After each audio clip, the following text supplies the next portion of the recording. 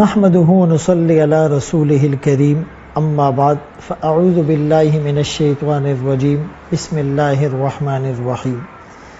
ربیع الاول کا مہینہ وہ بابرکت مہینہ ہے جس میں آمنہ کے لال عبداللہ کے نور نظر، مکہ کے در یتیم، سرور کائنات، شافع محشر، وجہ کائنات، افضل الرسل، سید الانبیاء، سید الاتقیاء، امام المجاہدین، امام المبلغین، والا آلی کمالی جمالی نوالی عطائی ثنائی بیانی شانی قرآن محمد صلی اللہ علیہ وآلہ وسلم، منور مطہر معزز اور پیارے نبی جلوہ افروز ہوئے۔ میرے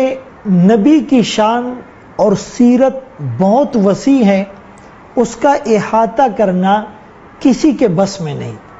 ما ان مدحت محمدا بمقالتی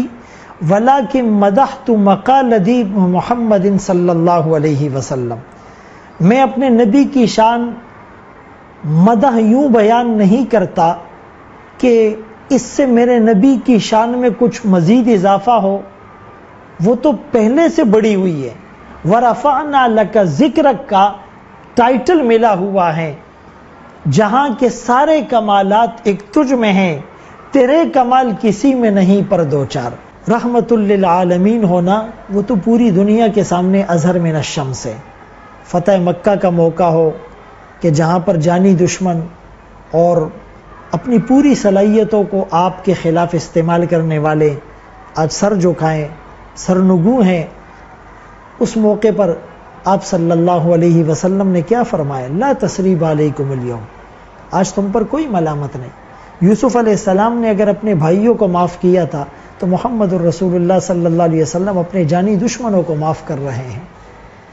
سلام اس پر جس نے خون کے پیاسوں کو قبائیں دی، سلام اس پر جس نے سختیاں سہ کر دعائیں دی، سلام اس پر دشمن کو حیات جاویدہ دے دی، سلام اس پر ابو سفیان کو جس نے اما دے دی، سلام اس پر جس نے فضل کے موتی بکھیرے ہیں، سلام اس پر بروں سے جس نے فرمایا یہ میرے ہیں، سلام اس پر فضا جس نے زمانے کی بدل ڈالی،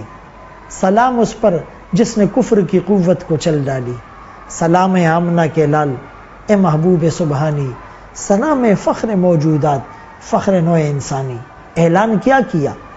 کہ ابو سفیان جو لیڈ کرتا تھا دشمن کی فوج کو اور ان کے لشکر کو، جو ابو سفیان کے گھر میں جائے اس کو بھی امن ہے، جو اپنے گھر کا دروازہ بند کر لے اس کو بھی امن ہے، جو ہتھیار پھینک کر سرنڈر ہو جائے اس کو بھی امن ہے، جو بیت اللہ کی دہلیز اور چھاؤں میں آ جائے اس کو بھی امن ہے۔ طائف کی سرزمین میں پتھر برسانے والے، آپ کو لہو لہان کرنے والے، جب فرشتہ آ کر کہتا ہے آپ اجازت دیں انہیں کچل کر رکھ دیا جائے گا، شاعر نے کیا خوب ترجمانی کی، جناب رحمت للعالمین نے ہنس کے فرمایا میں اس دہر میں قہر و غضب بن کر نہیں آیا۔ اگر آج کچھ لوگ اسلام پر ایمان نہیں لاتے، خدائے پاک کے دامن وحدت میں نہیں آتے، مگر نسل ضرور ان کی اسے پہچان جائیں گی، در اسلام پر ایک روز آ کر سر جھکائے گی۔ میں ان کے حق میں قہر الہی کی دعا کیوں مانگوں، بشر ہے بے خبر ہے تباہی کی دعا کیوں مانگوں، دعا مانگی الہی قوم کو چشم بصیرت دے، الہی رحم کر ان پر انہیں نور ہدایت دے، الہی فضل کر کوثر طائف کے مکینوں پر، الہی پھول برسا دے پتھروں والی زمینوں پر۔ ان واقعات کو بیان کرنے اور سننے میں چند منٹس لگتے ہیں، لیکن وہ احساسات، وہ فیلنگز، وہ اندر کی کڑن، وہ اپنے آپ کو کھپانا، وہ امت کے غم میں بالکل گل جانا، وہ کعزیر المرجل، ہانڈی کے ابلتے ہوئے دیگچی کی طرح آپ کے سینے سے آواز کا نکلنا، یہ بہت مشکل کام ہے۔ لیکن رسول اللہ صلی اللہ علیہ وآلہ وسلم کی سیرت کا جو ایک اہم ترین گوشہ ہے وہ آپ کا رحمت للعالمین ہونا ہے۔ آپ عالمین کے لیے رحمت بن کر آئے۔ مفسرین نے، عبداللہ ابن عباس رضی اللہ عنہما نے اس کو یوں ایکسپلین کیا کہ آپ مومنوں کے لیے تو خصوصی طور پر رحمت للعالمین ہے، لیکن کافروں کے لیے، انسانوں کے لیے، ایون کہ جانوروں کے لیے اور پچھلی امتوں کے لیے بھی آپ رحمت کا پیکر بن کر آئے ہیں۔ آپ کی رحمت کی چھینٹے، بلکہ آپ کی رحمت کی برسات موسلادھار بارش کی طرح جو امت پر برسی ہیں، تو اس سے بہت سے لوگوں کو فائدہ ہوا ہے۔ میں ایک واقعہ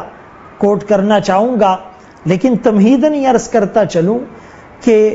بعض علماء نے یہ نکتہ بتایا ہے کہ آپ عالمین کے لیے رحمت کیسے بنے،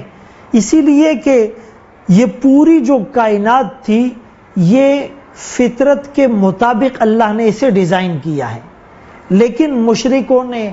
کافروں نے فطرت کے خلاف عبادت کی، پتھروں کو پوجنا شروع کیا، ایک خدا کو چھوڑ کر انہوں نے ڈھیر سارے خدا بنا لیے، فطرت کے خلاف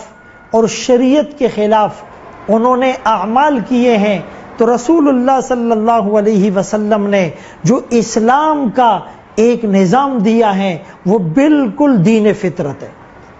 فطرت اللہ التی فطر الناس علیہا کل مولود یولد علی الفطرہ، ہر بچہ فطرت پر پیدا ہوتا ہے، اس کے ماں باپ اسے یہودی بناتے ہیں، نصرانی بناتے ہیں،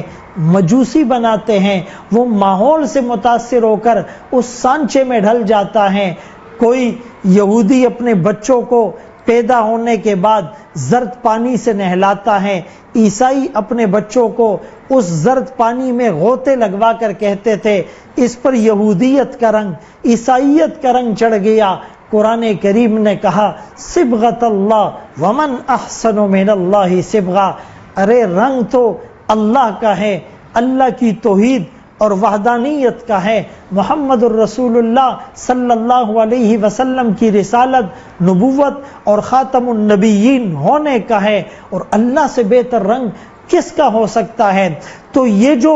آپ نے اسلام کی تعلیمات لوگوں کو بتائی ہیں، آپ نے جو فطرت کی طرف انگیج کیا کہ یہ پتھر پوجنے کے قابل نہیں ہے، یہ درخت پوجنے کے اور عبادت کے لائق نہیں ہے، عبادت کے لائق تو صرف اللہ ہے، یہ جو فطرت پر لوگوں کو لانا ہے، یہ آپ کے رحمت للعالمین ہونے کا ایک بہترین مظہر اور بہترین عکاسی ہے۔ ایک واقعہ جو رحمت للعالمین صلی اللہ علیہ وسلم کی رحمتیت اور آپ کے رحمت للعالمین ہونے کو بہت زیادہ واضح کرتا ہے۔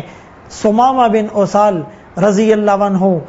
اسلام لانے سے پہلے اسلام کے بہت بڑے دشمن تھے، یہاں تک کہ رسول اللہ صلی اللہ علیہ وسلم کو نعوذ باللہ شہید کرنے کی کوشش کر چکے تھے، کئی صحابہ کو انہوں نے شہید کیا تھا، لیکن اتنا بڑا جانی دشمن جب صحابہ نے اسے گرفتار کیا اور لا کر مسجد نبوی کے ستون سے باندھ دیا، صحابہ کو پتہ نہیں یہ کس شخص کو ہم گرفتار کر کے لائے ہیں۔ صبح محمد الرسول اللہ صلی اللہ علیہ وسلم آتے ہیں اور ستون کے ساتھ بندھے ہوئے ثمامہ بن اسال پر جب نظر پڑتی ہیں، صحابہ سے پوچھا تمہیں پتہ بھی ہے کس کو گرفتار کر کے لائے ہو؟ یہ وہ دشمن ہے جس نے مجھے قتل کرنے کی کوشش کی، جس نے تمہارے ساتھیوں کو شہید کیا تھا، جو اسلام کے خلاف ہر محاذ پر برسر پیکار فرنٹ لائن پر نظر آیا کرتا تھا۔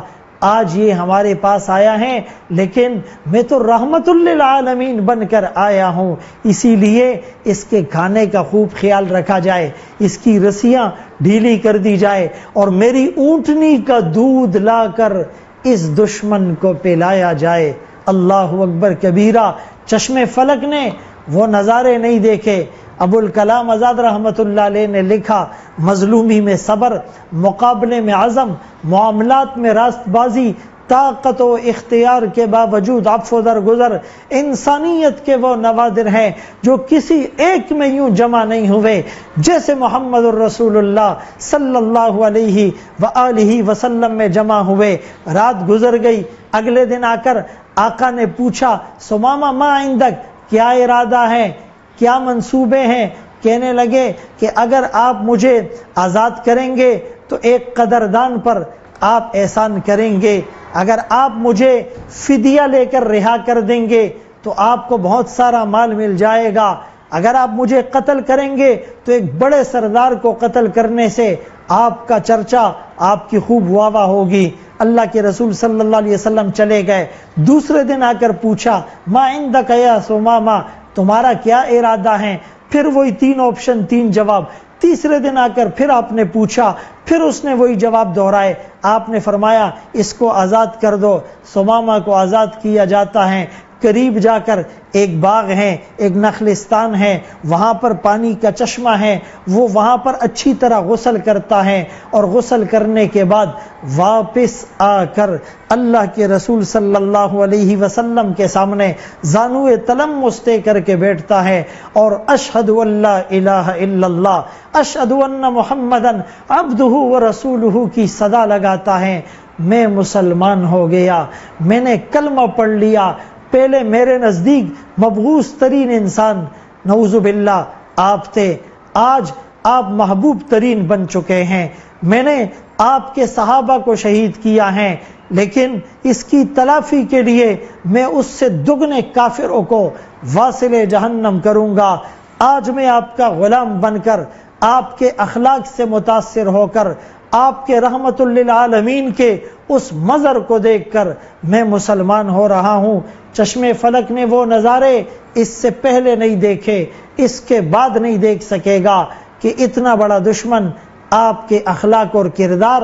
آپ کے سلوک اور برتاؤ سے متاثر ہو کر مسلمان ہو جاتا ہے۔ اللہ تعالی ہم سب کو بھی رسول اللہ صلی اللہ علیہ وسلم کی سیرت کو اپنانے کی توفیق نصیب فرمائے، اور کافروں کے ساتھ جو آقا کا بیہیویئر تھا، آقا کا جو حسن سلوک تھا، سلمن قطعک واعف عمن ظلمک واحسن الی من اساء الیک کی جو تعلیمات تھی کہ جو توڑے اس سے تمہیں جوڑنا ہے، جو ظلم کرے اس کو تمہیں معاف کرنا ہے، اور جو تمہارے ساتھ برا کرے اس کے ساتھ حسن سلوک کرنا ہے۔ پوری کائنات کے اندر ایک تبدیلی اور انقلاب آ سکتا ہے اگر ہم نے تعلیمات نبوی پر عمل کر کے اسے حرز جان بنا لی۔